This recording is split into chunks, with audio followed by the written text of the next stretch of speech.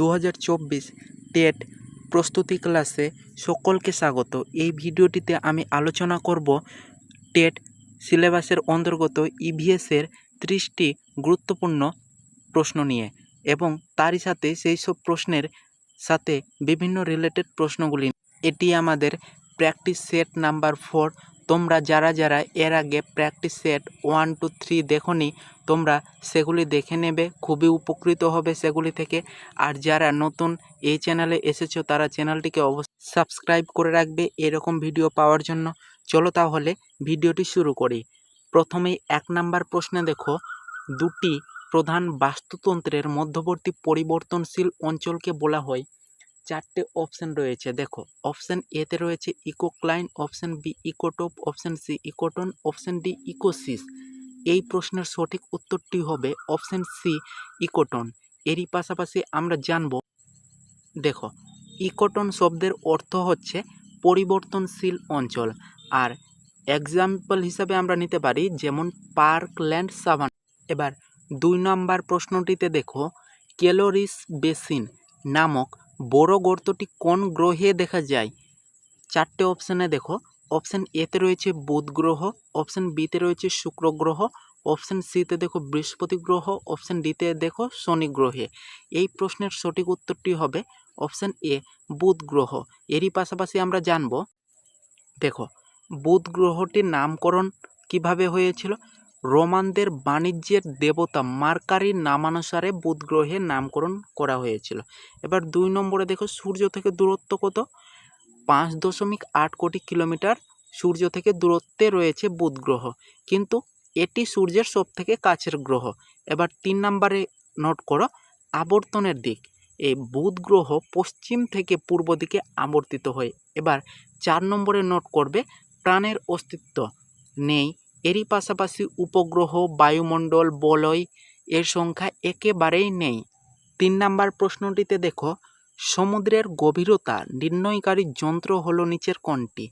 Option এতে রয়েছে echo sounder, option B salinometer, option C thermograph, option D fathom. এই প্রশ্নের সঠিক উত্তরটি হবে অপশন এ ইকোসাউন্ডার যন্ত্রের সাহায্যে সমুদ্রের গভীরতা নির্ণয় করা হয়। এরই পাশাপাশি আমরা জানব সেলিনোমিটার কি। সমুদ্র জলের লবণতা মাপা হয় এই সেলিনোমিটার যন্ত্রের সাহায্যে। এবার থার্মোগ্রাফটি কি? সমুদ্র জলের উষ্ণতা রেকর্ড করার জন্য এই থার্মোগ্রাফ যন্ত্রটি ব্যবহার করা হয়। আর ফ্যাথম হচ্ছে সমুদ্রের গভীরতা পরিমাপের একক, ফ্যাথম। আর 1 ফ্যাথম সমান 6 ফুট। এগুলি তোমরা খাতায় সুন্দরভাবে নোট ডাউন করবে। এবার 4 নম্বর প্রশ্নটিতে দেখো, যে প্রণালীতে পরিবেশের সঙ্গে শুধু শক্তির আদান প্রদান করে পদার্থের আদান প্রদান হয় না তাকে বলে? অপশন এতে দেখো বিচ্ছিন্ন প্রণালী, অপশন বিতে রয়েছে আবদ্ধ প্রণালী, অপশন সিতে রয়েছে উন্মুক্ত প্রণালী, অপশন ডিতে রয়েছে সবকটি। এই প্রশ্নের সঠিক উত্তরটি হবে অপশন বি আবদ্ধ প্রণালী। এরই পাশাপাশি আমরা মনে রাখব যে প্রকৃতিতে মূলত 3 ধরনের প্রণালীর লক্ষ্য করা যায়। 1 নম্বর দেখো বিচ্ছিন্ন প্রণালী, 2 নম্বর আবদ্ধ প্রণালী, 3 নম্বর উন্মুক্ত প্রণালী। বিচ্ছিন্ন প্রণালী দেখো কাদের বলে? যেসব প্রণালী পরিবেশ থেকে শক্তি বা পদার্থ আদান প্রদান করে না, প্রকৃতিতে বিচ্ছিন্নভাবে অবস্থান করে, তাদের বিচ্ছিন্ন প্রণালী বলে। এবার উন্মুক্ত প্রণালী কাকে বলে? যে প্রণালীতে শক্তি ও পদার্থ পরিবেশ থেকে প্রণালীর মধ্যে প্রবেশ ও বহির্গমন করতে পারে তাকে উন্মুক্ত প্রণালী বলে। যেমন বাস্তুতন্ত্র একটি উন্মুক্ত প্রণালীর উদাহরণ। 5 নম্বর প্রশ্নটিতে দেখো, অত্যাধিক আর্দ্র অঞ্চলে কোন মৃত্তিকা দেখা যায়? অপশন এতে রয়েছে chernozem, option B solonchak, option C solonetz, option D laterite. এই প্রশ্নের সঠিক উত্তরটি হবে অপশন ডি লেটেরাইট মৃত্তিকা দেখা যায়। এরই পাশাপাশি আমরা মনে রাখব, লেটেরাইট মাটিতে মৌচাকের মতো গর্তযুক্ত স্তর সৃষ্টি হয়। এই গর্তযুক্ত স্তরকে ডুরি ক্রাস্ট বলে। অনেক সময় প্রশ্ন আসে যে ডুরি ক্রাস্ট মৃত্তিকা কোন মৃত্তিকাকে বলা হয়, তখন তোমরা লেটেরাইটটি উত্তর করবে। এবার লেটেরাইট মৃত্তিকার উপাদানগুলি দেখো, লোহা, পটাশ প্রচুর পরিমাণে আছে, কিন্তু নাইট্রোজেন, ফসফেট, ক্যালসিয়াম এর অভাব দেখা যায়। এবার দেখো লেটেরাইট মৃত্তিকা কোথায় কোথায় দেখা যায়। এটি পশ্চিমবঙ্গের বাঁকুড়া, বীরভূম, বর্ধমান এবং পশ্চিম মেদিনীপুর জেলায় এই মাটি দেখা যায়। এবার পরের প্রশ্নে দেখো, 6 নম্বর প্রশ্নে দেখো, বিওডি মিটার কিসের পরিমাপের সাথে সম্পর্কিত? অপশন এতে রয়েছে জল পরিমাপ, অপশন বি সুনামির পূর্বাভাস, অপশন সি উষ্ণতা পরিমাপ, না অপশন ডি রক্তের শর্করার পরিমাপ। এই প্রশ্নের সঠিক উত্তরটি হবে অপশন এ জল পরিমাপ এর সাথে সম্পর্কিত। এবার আমরা বেশ কিছু পরিমাপক বা নির্ণায়ক যন্ত্র সম্পর্কে জানব। 1 নম্বরে দেখো বিপিআর। এই যন্ত্রের সাহায্যে সমুদ্রের নিচে জলের চাপের পার্থক্য পরিমাপ করা হয়। এবার 2 নম্বরে দেখো ডার্ট যন্ত্রের সাহায্যে সুনামির পূর্বাভাস পরিমাপক যন্ত্র, সুনামির পূর্বাভাস পরিমাপ করা হয় এই যন্ত্রের সাহায্যে। এবার জিপিএস যন্ত্রের সাহায্যে তোমরা তো জানোই কোনো স্থানের অবস্থান নির্ণয়ের জন্য এটি ব্যবহার করা হয়। এবার 4 নম্বরে দেখো গ্লুকোজ মিটার। এই যন্ত্রের সাহায্যে রক্তের শর্করার পরিমাপ নির্ণায়ক যন্ত্র, রক্তের শর্করার পরিমাপ নির্ণয় করার জন্য এই যন্ত্র ব্যবহার করা হয়। এবার 7 নম্বর প্রশ্নে দেখো বায়ুমণ্ডলে পরিমাণগত দিক থেকে দ্বিতীয় প্রধান গ্যাস হলো, অপশন এতে রয়েছে nitrogen, option B oxygen, option C xenon, option D methane. এই প্রশ্নের সঠিক উত্তরটি হবে অপশন বি অক্সিজেন। এরই পাশাপাশি আমরা জেনে নিব যে বায়ুমণ্ডলে কোন কোন গ্যাস কতটা পরিমাণ এবং সর্বাধিক কোন গ্যাস রয়েছে সেটিও জানব। দেখো 1 নম্বরে নাইট্রোজেন, এর পরিমাণ বায়ুমণ্ডলে সর্বাধিক 78.08%। 2 নম্বরে রয়েছে অক্সিজেন, অক্সিজেন দেখো 20.94%। এবার 3 নম্বরে রয়েছে আর্গন, আর্গন রয়েছে বায়ুমণ্ডলে 0.934%। এবার 4 নম্বরে রয়েছে কার্বন ডাই অক্সাইড, এটি রয়েছে বায়ুমণ্ডলে প্রায় 0.033%। এবার 5 নম্বরে দেখো রয়েছে নিয়ন, এটি 0.0018% রয়েছে বায়ুমণ্ডলে। এবার 6 নম্বরে দেখো মিথেন, যত CH4 রয়েছে বায়ুমণ্ডলে 0.00014%। এবার 7 নম্বরে রয়েছে হিলিয়াম, এই গ্যাসটি খুবই পরিমাণ কম, দেখো 0.00005% এই গ্যাসটি রয়েছে। এবার ওজোন গ্যাস, যাকে আমরা O3 বলি, এই গ্যাসটি রয়েছে 0.00006%। এবার 9 নম্বরে রয়েছে হাইড্রোজেন, এই গ্যাসগুলির পরিমাণ সর্বাধিক কম, দেখো H2 কত রয়েছে 0.00005%। এবার পরের প্রশ্নে দেখো কোন বাস্তুতন্ত্রের খাদ্য শৃঙ্খলে পুষ্টি স্তর থাকে কয়টি? এই প্রশ্নের সঠিক উত্তরটি হবে অপশন এ 3 থেকে 5টি। এবার 9 নম্বর প্রশ্নটিতে দেখো নিচের কোনটি আবরণযুক্ত ভাইরাসের উদাহরণ? অপশন এতে রয়েছে tobacco mosaic virus, option B Ebola virus, option C retro virus, option D influenza. এই প্রশ্নের সঠিক উত্তরটি হবে ইনফ্লুয়েঞ্জা। এরই পাশাপাশি আমরা জানব আবরণযুক্ত ভাইরাস এবং আবরণবিহীন ভাইরাস কাকে বলে এবং তার উদাহরণগুলি আমরা দেখে নেব। দেখো বাহ্যিক আবরণ অনুযায়ী ভাইরাসকে 2 ভাগে ভাগ করা হয়। 1 নম্বর হচ্ছে আবরণবিহীন ভাইরাস, এর উদাহরণ হচ্ছে দেখো টোবাকো মোজাইক ভাইরাস, যাকে আমরা TMV বলে থাকি। আর 2 নম্বরে দেখো ব্যাকটেরিয়া বিনষ্টকারী ভাইরাস। এবার 2 নম্বরে দেখো আবরণযুক্ত ভাইরাস রয়েছে HIV ভাইরাস এবং ইনফ্লুয়েঞ্জা ভাইরাসকে আমরা আবরণযুক্ত ভাইরাস বলে থাকি। এবার চলো পরের প্রশ্নে। দেখো 10 নম্বর প্রশ্নে রয়েছে রাইজোবিয়াম যে গাছের বৃদ্ধিতে সাহায্য করে তা হলো, অপশন এতে দেখো রয়েছে মটর, অপশন বি আম, অপশন সি কলা, অপশন ডি ধান। এই প্রশ্নের সঠিক উত্তরটি হবে অপশন এ মটর গাছের বৃদ্ধিতে রাইজোবিয়াম সাহায্য করে থাকে। এবার 11 নম্বর প্রশ্নে দেখো বাদুড়ের মাধ্যমে সংক্রামিত মারণ ভাইরাসটি হলো, অপশন এতে রয়েছে নিপা ভাইরাস, অপশন বিতে রয়েছে দেখো ইনফ্লুয়েঞ্জা ভাইরাস, অপশন সিতে রয়েছে বার্ড ফ্লু ভাইরাস, অপশন ডিতে রয়েছে কোনোটিই নয়। তাহলে এই প্রশ্নের সঠিক উত্তরটি হবে অপশন এ নিপা ভাইরাস। এরই পাশাপাশি আমরা নিপা ভাইরাস সম্পর্কে বেশ কিছু তথ্য জেনে নেব। দেখো তাহলে এই নিপা ভাইরাস থেকে সৃষ্ট মানবদেহে কোন রোগ হয়? নিপা রোগ। আর এই নিপা রোগের বৈশিষ্ট্যটি কি? এটি পরিবারভুক্ত একটি আরএনএ ভাইরাস। সংক্রমণ পদ্ধতি কি? বাদুড়ের মাধ্যমে মানব শরীরে সংক্রামিত হয়। তাহলে জানা গেল যে বাদুড়ের মাধ্যমে নিপা ভাইরাস ছড়ায়, আর এটি একটি আরএনএ ভাইরাস। আর নিপা ভাইরাসের রোগ লক্ষণটাই বা কি? এই ভাইরাসের আক্রমণে গৃহপালিত পশু পাখি সহ মানুষের শ্বসনতন্ত্র জটিলভাবে সংক্রামিত হয়, তাই এটি একটি মারণ ভাইরাস। পরের প্রশ্নটিতে দেখো, লবণাম্বু উদ্ভিদের পত্ররন্ধ্র অবস্থান করে কোথায়?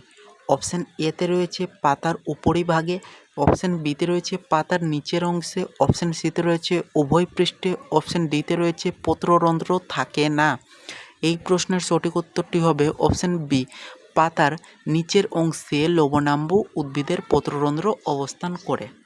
এবার 13 নম্বর প্রশ্নটিতে দেখো, যে পুষ্টিমৌলের অভাবে উদ্ভিদের পাতা হলদে হয়ে যায়? অপশান এতে দেখো নাইট্রোজেন, অপশান বিতে রয়েছে ফসফরাস, অপশান সিতে রয়েছে পটাশিয়াম, অপশান ডিতে রয়েছে সবকটি। এই প্রশ্নের সঠিক উত্তরটি হবে অপশান এ, নাইট্রোজেনের অভাবে উদ্ভিদের পাতা হলদে হয়ে যায়। এরই পাশাপাশি আমরা নাইট্রোজেন সম্পর্কে বেশ কিছু তথ্য জেনে নেব। দেখো 1 নম্বরে, উদ্ভিদ অ্যামোনিয়াম ও নাইট্রেট রূপে নাইট্রোজেন মৃত্তিকা থেকে গ্রহণ করে থাকে। এবার 2 নম্বরে দেখো, আবার অতিরিক্ত নাইট্রোজেনের ফলে উদ্ভিদ ভারী হয়ে যায়, এর ফলে শস্যসহ মাটিতে নুয়ে পড়ে উদ্ভিদ। এবার 3 নম্বরে দেখো, নাইট্রোজেনের প্রভাবে উদ্ভিদের দ্রুত বৃদ্ধি ঘটে। 4 নম্বরে দেখো, নাইট্রোজেনের প্রভাবে দানা শস্যে দানার পরিমাণ কমে যায় এবং দানা শস্য পাকতে সময় লাগে। এগুলি তোমরা খাতায় নোট ডাউন করে রাখবে। এবার 14 নম্বর প্রশ্নে দেখো, আফ্রিকার গরিলাদের অন্যতম প্রধান খাদ্য হলো? অপশান এতে রয়েছে ঘাস, অপশান বিতে রয়েছে বাঁশ, অপশান সিতে রয়েছে ভাত, অপশান ডিতে রয়েছে উই পোকা। এই প্রশ্নের সঠিক উত্তরটি হবে অপশান বি, বাঁশ। আফ্রিকার গরিলাদের অন্যতম প্রধান খাদ্য। এবার পরের প্রশ্নে দেখো, 15 নম্বর প্রশ্নে দেখো, রসুনে জীবাণুনাশক ক্ষমতাযুক্ত যে যৌগটি থাকে তা হলো? অপশান এতে দেখো পিপেরাইন, অপশান বিতে দেখো কারকিউমিন, অপশান সিতে দেখো এলিসিন, না অপশান ডিতে রয়েছে রোবেসিন। এই প্রশ্নের সঠিক উত্তরটি হবে অপশান সি, এলিসিন। যৌগটি থাকার কারণে রসুন একটি ক্ষমতাযুক্ত জীবাণুনাশক যৌগ। এবার 16 নম্বর প্রশ্নে দেখো, নিম্নলিখিত নারকেল গাছের বিজ্ঞানসম্মত নামটি হলো? অপশান এতে রয়েছে গসিপিয়াস হার্বেসিয়াম, অপশান বিতে রয়েছে সেকারাম অফিসিনারাম, অপশান সিতে রয়েছে ফিকাস বেঙ্গালেন্সিস, অপশান ডিতে রয়েছে কোকস নুসিফেরা। এই প্রশ্নের সঠিক উত্তরটি হবে অপশান ডি, কোকস নুসিফেরা।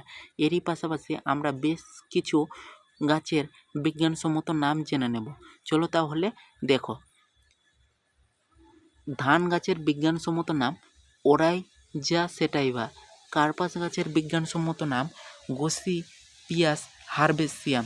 এবার আখ গাছের বিজ্ঞানসম্মত নাম সেকারাম অফিসিনারাম। এবার বট গাছের বিজ্ঞানসম্মত নামটি দেখো ফিকাস বেঙ্গালেন্সিস। আর নারকেল গাছের তো বললামই, কোকাস নুসিফেরা। এগুলি তোমরা খাতায় নোট ডাউন করে রাখ। 13 নম্বর প্রশ্নে দেখো, উদ্ভিজ্জ বজ্রকে নষ্ট করার সর্বোৎকৃষ্ট উপায় হলো? অপশান এতে দেখো রয়েছে বজ্রকে পোড়ানো, অপশান বিতে রয়েছে জোলা জায়গায় বজ্রকে সংরক্ষণ, অপশান সিতে দেখো রয়েছে সারে রূপান্তরিতকরণ, অপশান ডিতে রয়েছে কোনোটিই নয়। এই প্রশ্নের সঠিক উত্তরটি হবে অপশান সি, সারে রূপান্তরিতকরণের মাধ্যমে আমরা উদ্ভিজ্জ বজ্রকে নষ্ট করতে পারি। এবার পরের প্রশ্নটিতে দেখো, ভারতের সবচেয়ে পুরনো জাতীয় উদ্যান রয়েছে? অপশান এতে দেখো পশ্চিমবঙ্গে, অপশান বিতে রয়েছে উত্তরপ্রদেশে, অপশান সি অসমে, না অপশান ডি হরিয়ানাতে। এই প্রশ্নের সঠিক উত্তরটি হবে অপশান বি, উত্তরপ্রদেশে ভারতের সবচেয়ে পুরনো জাতীয় উদ্যানটি রয়েছে। এবার 19 নম্বর প্রশ্নে দেখো, পৃথিবীর কত শতাংশ উদ্ভিদ শুধুমাত্র ভারতেই পাওয়া যায়? অপশান এতে রয়েছে 10%, অপশান বিতে রয়েছে 15%, অপশান সিতে রয়েছে 18%, অপশান ডিতে রয়েছে 25%। এই প্রশ্নের সঠিক উত্তরটি হবে অপশান সি 18%। এবার চলো যাওয়া যাক 21 নাম্বার প্রশ্নে। দেখো 21 নাম্বার প্রশ্নে রয়েছে বাস্তুতন্ত্রের জীববৈচিত্র্যের ক্ষতি সাধন করে। অপশান এতে রয়েছে বাবলা, অপশান বিতে রয়েছে মেহগনি গাছ, অপশান সিতে রয়েছে ব্রাজিল নাট, অপশান ডিতে রয়েছে ইউক্যালিপটাস। এই প্রশ্নের সঠিক উত্তরটি হবে অপশান ডি ইউক্যালিপটাস। 22 নাম্বার প্রশ্নটিতে দেখো বিশ্ব জীববৈচিত্র্য দিবস পালন করা হয় প্রতি বছর। অপশান এতে রয়েছে 22শে মার্চ, অপশান বিতে রয়েছে 22শে মে, অপশান সিতে রয়েছে 23শে জুন, অপশান ডিতে রয়েছে 16ই এপ্রিল।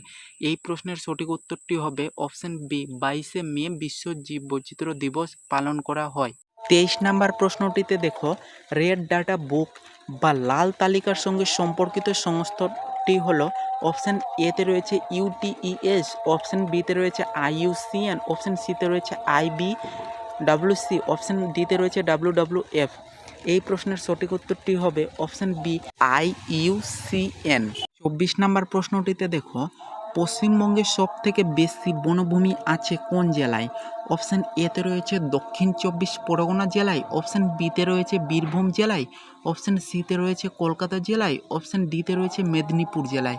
এই প্রশ্নের সঠিক উত্তরটি হবে অপশান এ দক্ষিণ 24 পরগনা জেলায় পশ্চিমবঙ্গের সবথেকে বেশি বনভূমি রয়েছে। 25 নাম্বার প্রশ্নটিতে দেখো একটি দুর্লভ সর্বোৎকৃষ্ট গুণমানের কয়লা কোনটি?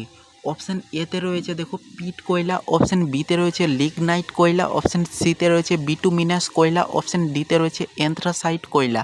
সঠিক উত্তরটি হবে অপশান ডি অ্যান্থ্রাসাইট কয়লা। এরই পাশাপাশি আমরা জানব 1 নম্বরে দেখো রয়েছে পিট কয়লা।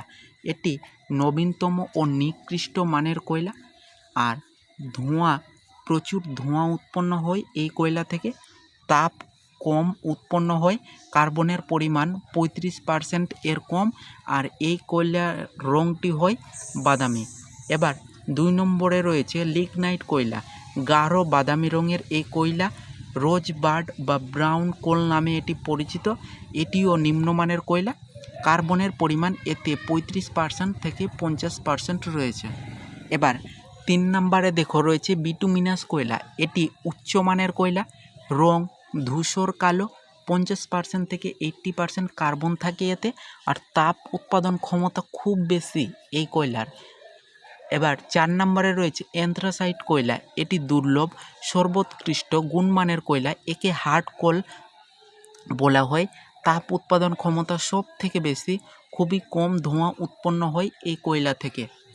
26 নম্বর প্রশ্নে দেখো জীবাশ্ম পাট সংক্রান্ত বিদ্যাকে কি বলা হয়? অপশান এতে রয়েছে palynology, option B paleontology, option C gerontology, option D deontology. এই প্রশ্নের সঠিক উত্তরটি হবে অপশান বি পেলিওনোটোলজি। 27 নম্বর প্রশ্নটিতে দেখো নিম্নলিখিত কলসপত্রী গাছ দেখা যায় কোথায়? অপশান এতে রয়েছে থর মরুভূমিতে, অপশান বি পশ্চিমঘাট পর্বতাঞ্চলে, অপশান সি উত্তর পূর্ব ভারতে, অপশান ডি সুন্দরবনে। এই প্রশ্নের সঠিক উত্তরটি হবে অপশান ডি সুন্দরবনে কলসপত্রী গাছ দেখা যায়। 28 নম্বর প্রশ্নটি দেখো এস ইকুয়াল এফ ClORPT এই সমীকরণটি নিচের কার? অপশান এতে দেখো জেনি, অপশান বিতে দেখো ডকুচেভ, অপশান সি ওস্তাদ, অপশান ডি মারবাট। এই প্রশ্নের সঠিক উত্তরটি হবে অপশান এ জেনির। 29 নম্বর প্রশ্নে দেখো এস ইকুয়াল এফ ClORPT এখানে আর কি? অপশান এ জলবায়ু, অপশান বি জীবাণু, অপশান সি ভূপ্রকৃতি, না অপশান ডি সময়। এই প্রশ্নের সঠিক উত্তরটি হবে অপশান সি ভূপ্রকৃতি। শেষ প্রশ্নে দেখো মিড ডে মিল রান্নার জন্য যে লবণ ব্যবহৃত হয় তার সংকেত কি? অপশান এতে দেখো NaCl, অপশান বিতে রয়েছে KCl, অপশান সিতে রয়েছে MgCl2, অপশান ডিতে রয়েছে CaCl2।